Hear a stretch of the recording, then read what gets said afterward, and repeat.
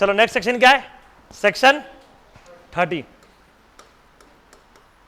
बहुत शानदार सेक्शन है और उसकी उम्दा लैंग्वेज है।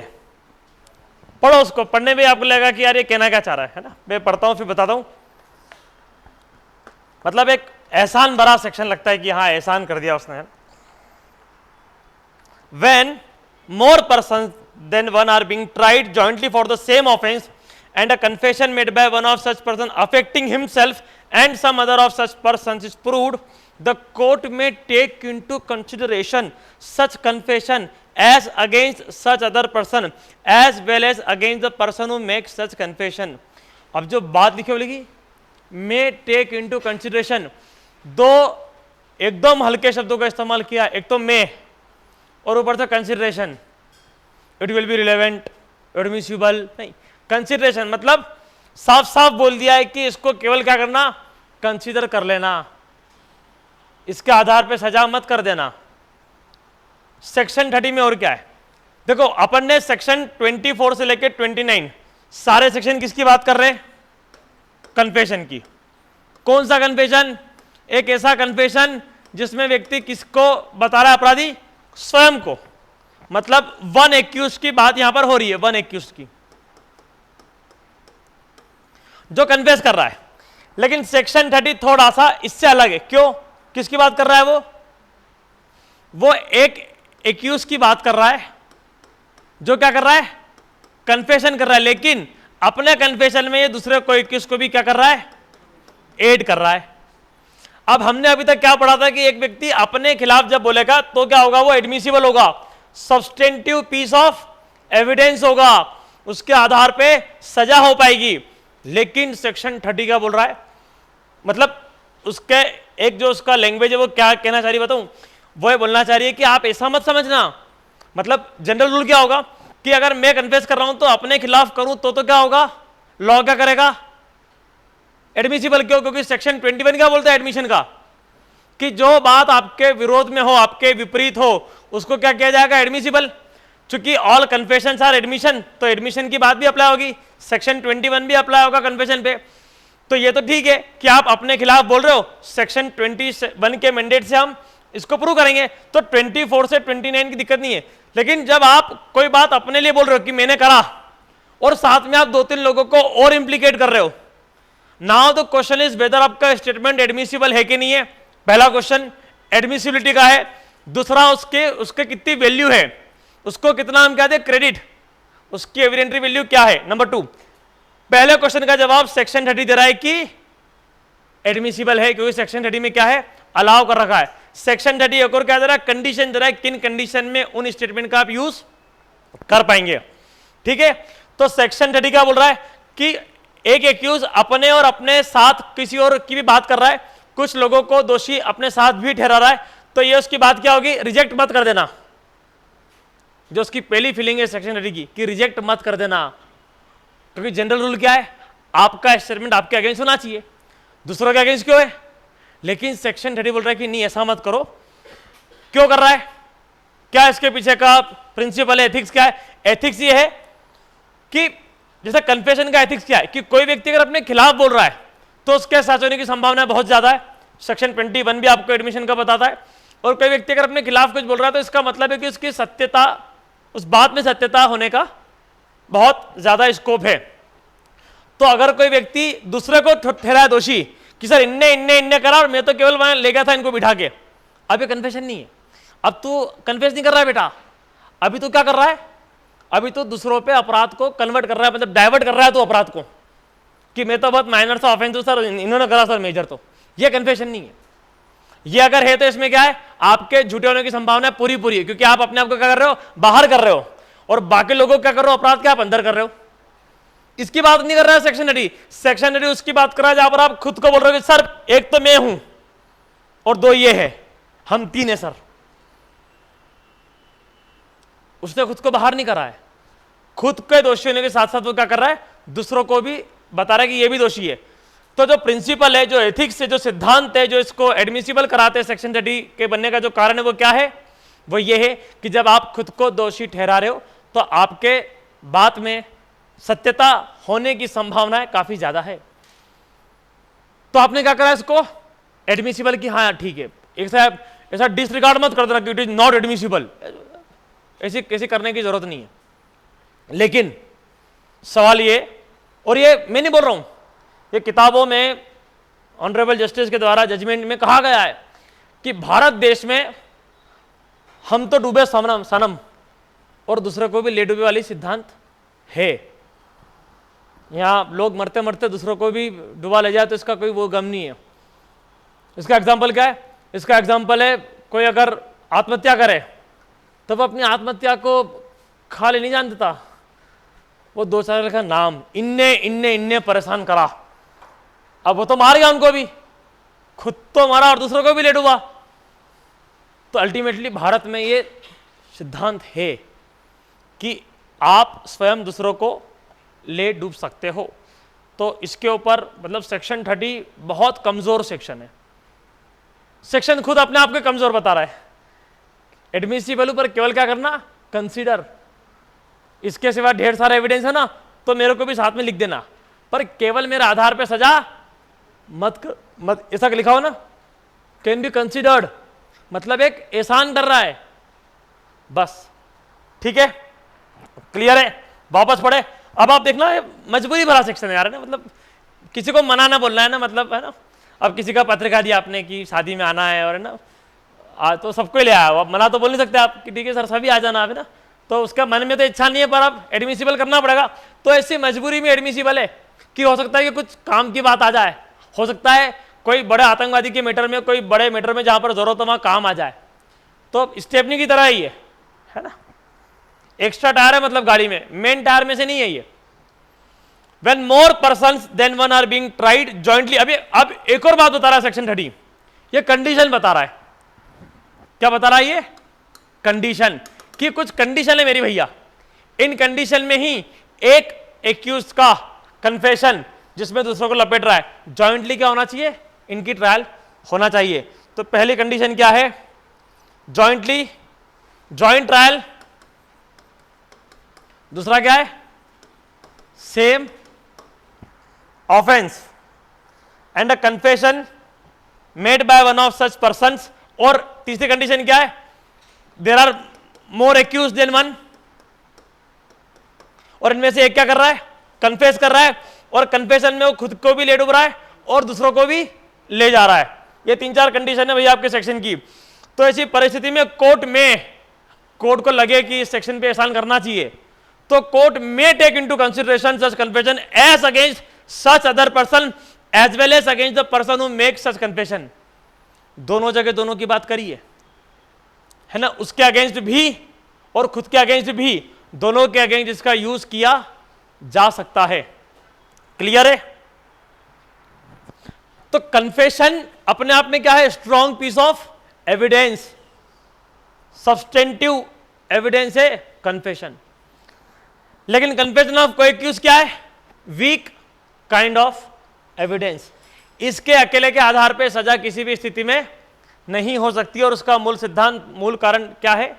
वही है कि झूठ बोलने की जो संभावना है वो रहती है कि मैं तो जाहिर हूं काम करता हूं। अब क्या हो रहा है, जैसे मान लो एक नौकर है, अब नौकर को पता है कि यार मैंने कुछ गलती करी है, कुछ गड़बड़ करी है, मेरे पास तो बड़ा वकील करने के पैसे नहीं, एक काम करता हूं मालिक का नाम फंसाता हूं। उन्होंने क्या करा? मालिक का नाम बोला कि मैं और मालिक हम दोनों ने मिलकर करा। अब मालिक के पास तो बहुत पैसा है, बड़ा वकील कर ही लेगा, और अगर वो बरी होगा तो मेरी संभावना है बढ़ जाएगी। जैसे बहुत सारे वकील कलाकार होते हैं, वो क्या करते हैं, जैसे मान लो उनके पास कोई अपराधी आ गए 3-4, वो उनमें से एक आध जो सक्षम है उसको शहर के किसी बड़े लॉयर को करवा देंगे कि यार मैं तुम चारों का एक साथ कैसे लूंगा डिफेंस, यार मैं तेरी कहानी सोचूं, तेरी सोचूं, तेरी सोचूं, काम करता हूं मैं, 2 की तो मैनेज कर लूंगा, तुम दो है ना वो फलाने साहब के पास चले जाओ। अब वो चले गए, अभी वकील टेंशन फ्री, बड़ा वकील भी हमारे केस में इन्वॉल्व हो गए, तो जैसा जैसा वो करेंगे पीछे पीछे अपन वैसा वैसा कर लेंगे, और अपने भी आरोपी की बरी होने की संभावना बढ़ जाएगी। ये भी स्ट्रेटजी को फॉलो किया जाता है। मेरे पास आ जाए कोई, अपना कोई अनुभव नहीं है क्रिमिनल का भी इतना बड़ा, अब मैं क्या करूंगा, एक को रख लूंगा अपने पास और बाकी जिनको भेज दूंगा शहर के बड़े बड़े वकीलों के पास। तो क्या होगा? मेरा फायदा होगा ना, जैसा वो कर रहे वैसा अपन कर देंगे, जो क्वेश्चन उनने पूछे वैसा अपन पूछ लेंगे, है ना, तो अपना केस को भी ठीक है, क्लियर है। ट्राइड जॉइंटली, अब जॉइंट ट्रायल का मतलब क्या है, साथ में क्या होना चाहिए, ट्रायल, मतलब state versus number 1 Mahesh, number 2 Ramesh, ये होना चाहिए, अलग अलग केसेस नहीं होना चाहिए, पहली कंडीशन है। अगर जॉइंट ट्रायल नहीं है,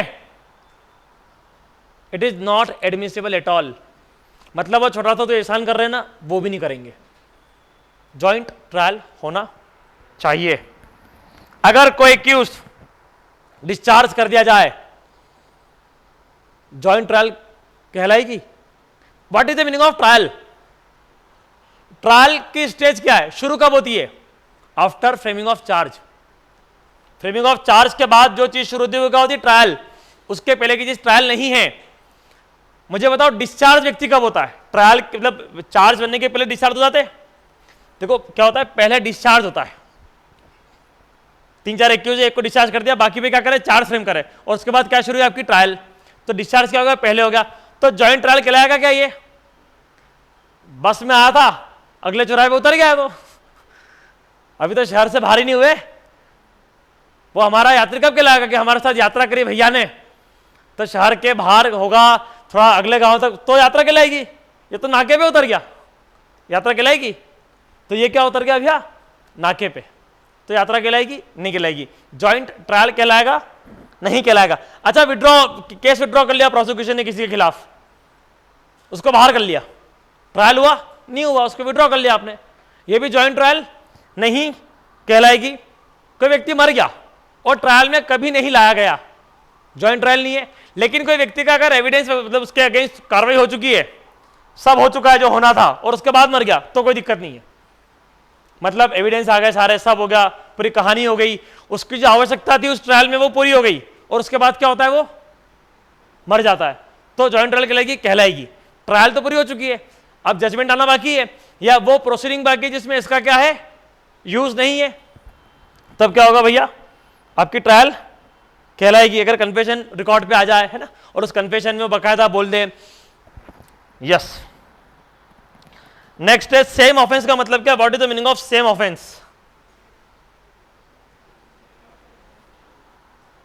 सेम डिट्टो सेम चाहिए, एकदम मिरर वाले। देखो सेम ऑफेंस का आईपीसी में भी परिभाषा है, सेम काइंड ऑफ पनिशमेंट, एक जैसी पनिशमेंट है तो सेम ऑफेंस है, तो वो थोड़ी सी विस्तार वाली परिभाषा है, उसकी बात नहीं कर रहे।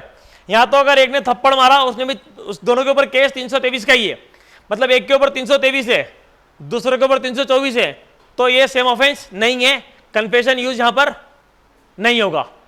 सेम ट्रायल होना चाहिए और सेम ऑफेंस भी होना चाहिए। सेम ऑफेंस का मतलब डिट्टो सेम, दो इसके ऊपर तो दो इसके ऊपर भी है, एक अपराध इसके ऊपर दो इसके ऊपर, तो सेम ऑफेंस नहीं है।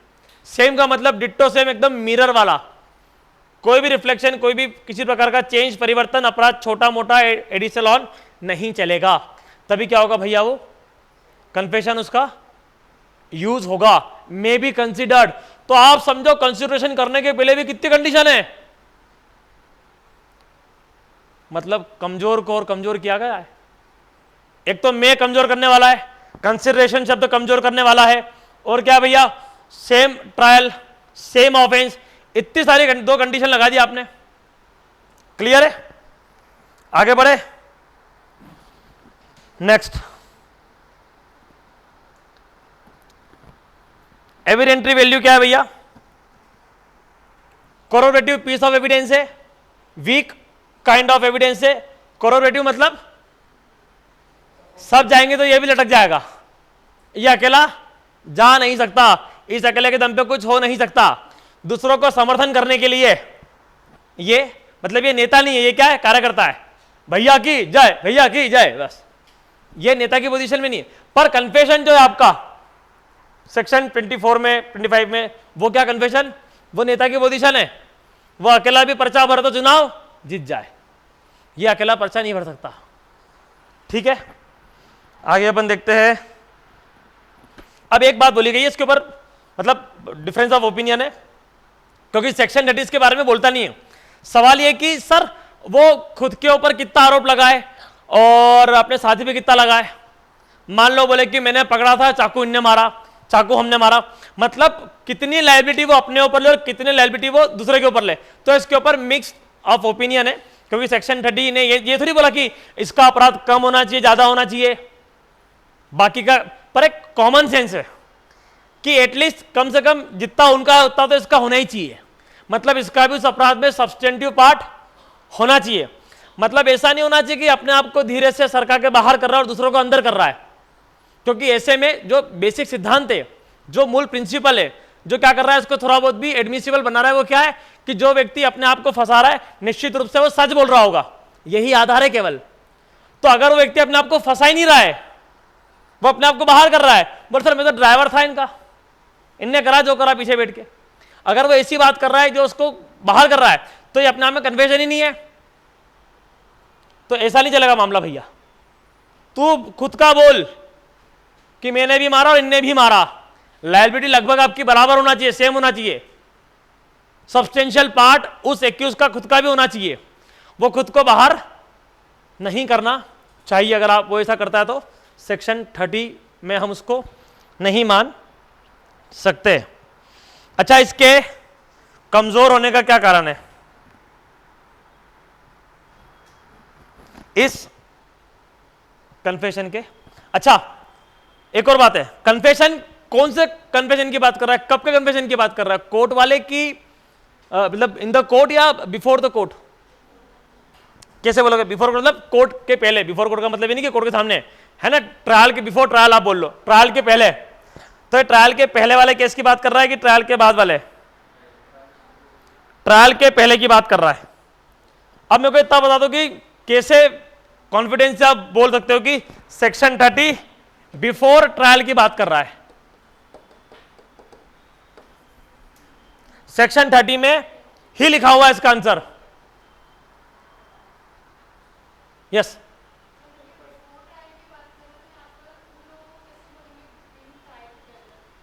नहीं, कन्फेशन कब करा है वो सवाल है। ट्रायल तो जॉइंटली हो रही है, ट्रायल तो साथ में हो रही है। सवाल ये कि जो कन्फेशन है वो कन्फेशन कब का है? बिफोर ट्रायल कन्फेशन है या ड्यूरिंग ट्रायल कन्फेशन है? अरे कन्फेशन तो हो सकता है ना पहले कि मैंने और इनने हमारा मिलके, कन्फेशन तो पहले का भी हो सकता है। तो बिफोर ट्रायल कन्फेशन की क्यों बात की जा रही है? ड्यूरिंग ट्रायल कन्फेशन की बात सेक्शन इसने करी नहीं है। प्रूव्ड लिखा हुआ, प्रूव्ड। एक शब्द पढ़ो वहां पर, and a confession made by one of such persons affecting himself and other of such person is proved। Proved कैसे होगा? देखो, प्रूव का मतलब है कि क्या हुआ है, प्रूव्ड हो गया कि इसने क्या किया था, कन्फेस किया था। क्या प्रूव? कन्फेस ना, कि उस को एक्यूज ने कन्फेस किया था, ये क्या हो गया है, प्रूव्ड हो गया है।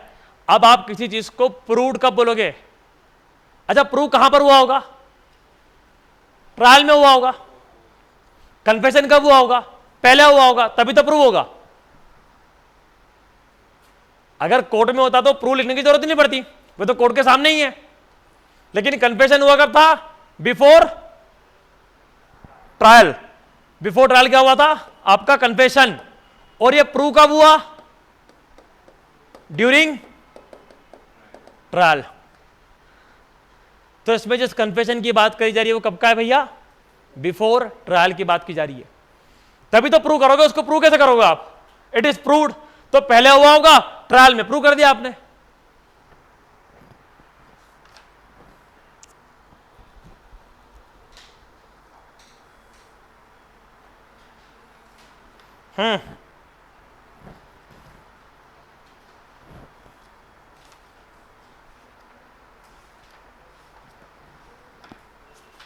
नेक्स्ट डाउट, कोई डाउट है? तो ये क्या है? एक कमजोर टाइप का एविडेंस है ना, इसकी बहुत वीक एविडेंटरी वैल्यू है, वीक पीस ऑफ एविडेंस है, कोरोबरेटिव पीस ऑफ एविडेंस है। कोर्ट को बहुत कॉशन लेना पड़ेगा इसको लेने के पहले, क्योंकि इसमें झूठ होने की संभावना बहुत ज्यादा है, चूंकि सच होने की संभावनाएं भी है। सिद्धांत क्या है कि जो व्यक्ति स्वयं को अपराधी बता रहा है, निश्चित रूप से उसकी बात में सत्यता होगी। केवल इस छोटे से आधार पे इसको लिया गया है।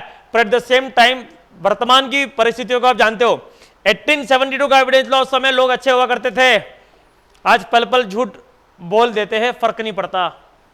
आज हम तो डूबे सनम, तुमको भी ले डूबे वाली कौम ज्यादा है। सुशांत सिंह के जाने पे लोगों को इस बात का भी दुख हुआ कि लिख के नहीं गया यार, लिख देता तो कम से कम हमको पता चलता, या हमको पता तो है पर कम से कम उन लोगों को क्या मिल जाती, सजा मिल जाती ना। अगर वो लिख के जाता दो चार के नाम कि डायरेक्टर ये, हीरो ये प्रोड्यूसर ये, खूब परेशान करा इनने। लेकिन पता है वास्तविकता में अगर आप देखोगे जो लोग सुसाइड करते हैं वो एक की बजाय 10 का नाम लिखाते हैं। अब मान लो किसी व्यक्ति से आपने अभी हाल ही में इंदौर में किसी व्यक्ति ने लोन लिया होगा और उसने वो मर गया और लिख के मरा कि मैंने इन एप्लीकेशन से लोन लिया था और मैं चुकाने पाया तो मर गया।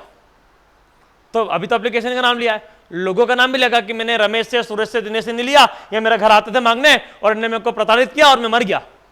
अरे भाई तो पैसा नहीं मांगेगा आदमी अपना।